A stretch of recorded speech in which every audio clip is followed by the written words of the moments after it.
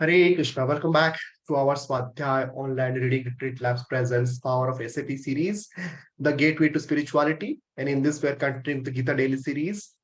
And in the last session, we have completed the verse number 62, chapter number 2, verse number 62. And today we're going to start with chapter number 2, verse number 67, right? So let's go to the Bhagavad Gita as it is from Bhaktivedanta Vedabase 2.62. Already have done 2.67. Today we'll be studying. So this entire chapter 2 has 72 verses. Now we're going to learn that verse number 67. It's a very small translation and purport. Translation. As a strong wind sweeps away a boat on the water, even one of the roaming senses on which their mind focuses can carry away a man's intelligence. Purport. Unless all of the senses are engaged in the service of the Lord, even one of them engaged in sense gratification can deviate the devotee from the path of transcendental advancement, as mentioned in the life of Mahārāja Ambarīṣa. All of the senses must be engaged in Kṛṣṇa consciousness, for that is the correct technique for controlling the mind. Now we will read from the verse from the Gita for daily enrichment 2.67. Catch the eye, catch the eye. Our eyes are often like voracious heat seekers scanning the horizon for sensory hot objects. Our materialistic culture fully exploits our visual hunger by planting seductive billboards, often at every conceivable and sometimes every inconceivable corner.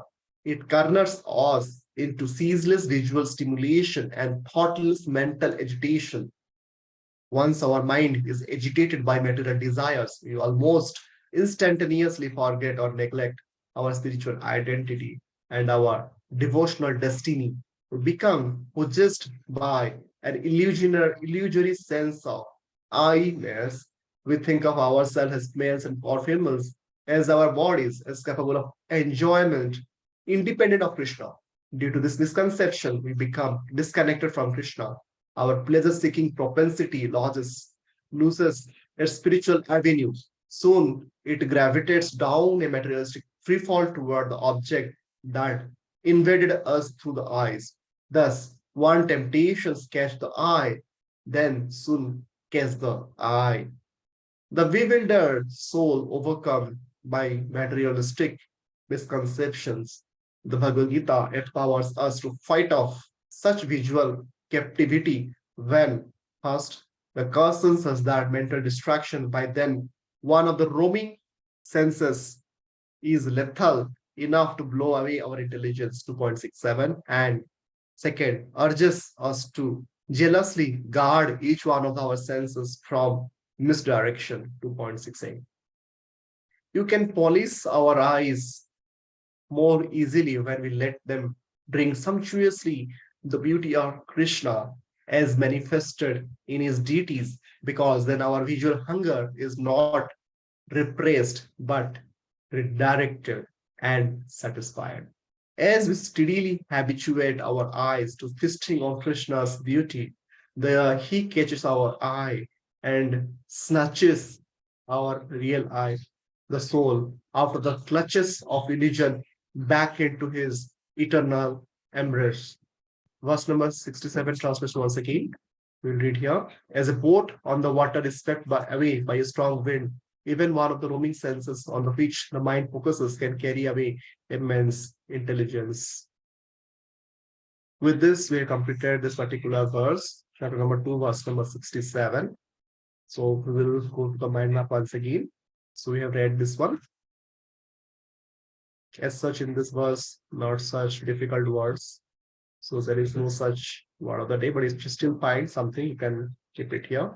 So the next verse will be all about is the social mirror making a fool out of us. Social mirror.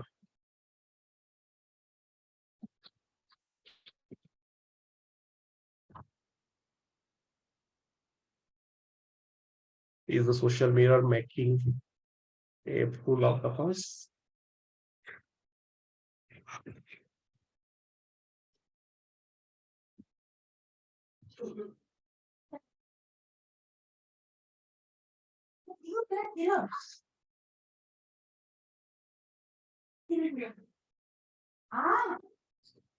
So with this, we've completed the verse 2.67. All right. And in the next session, we'll be starting with the 2.69. Right. So with this, we'll stop here. Hare Krishna. I will recommend read the verse and translation once again and again. And if any questions, you can always ask questions. Hare Krishna. Jagat Guru Srila Prabhupada ki Jai. Hare Krishna.